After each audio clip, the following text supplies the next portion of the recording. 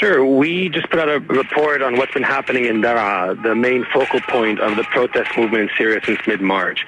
And we've documented three grave types of crimes. One, it is the shooting of unarmed protesters.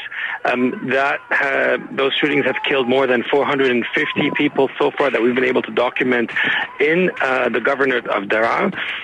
Overall in Syria, we estimate at least 890 people have been killed, and according to some local activists, the number may be higher.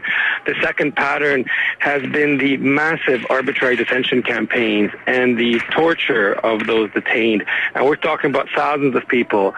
During the siege of Daraa that lasted for 11 days, on every single day, they were detaining more than 100 people, men and children in a number of cases. And thirdly, the denial of medical care to a number of the wounded protesters.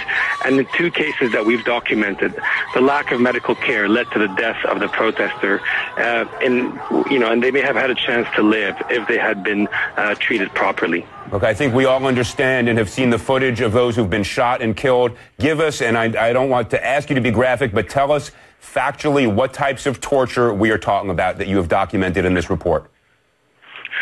Sure. I mean, I think first people have to realize that this is rampant torture. These are not individual cases. This is a pattern that we've been seeing for now more than 2.5 months. I mean, we're talking severe beatings. We're talking use of electrocution, be it through, cattle prods, be it through what's called tasers, be it through sort of other means. We've also seen unusual brutality in southern Syria, where people have been sort of held in severe stress positions. A number of people have died under torture. We don't have an exact number yet because it's so hard to verify some of that information. But we have seen some of the marks on the people who've managed to escape Syria after they were released and ended up in neighboring countries. And these are, pretty shocking, whipping on the back, whipping on the sole of the feet. Some people's Nadim? toenails fell off after being, subjected to beatings on the feet for hours.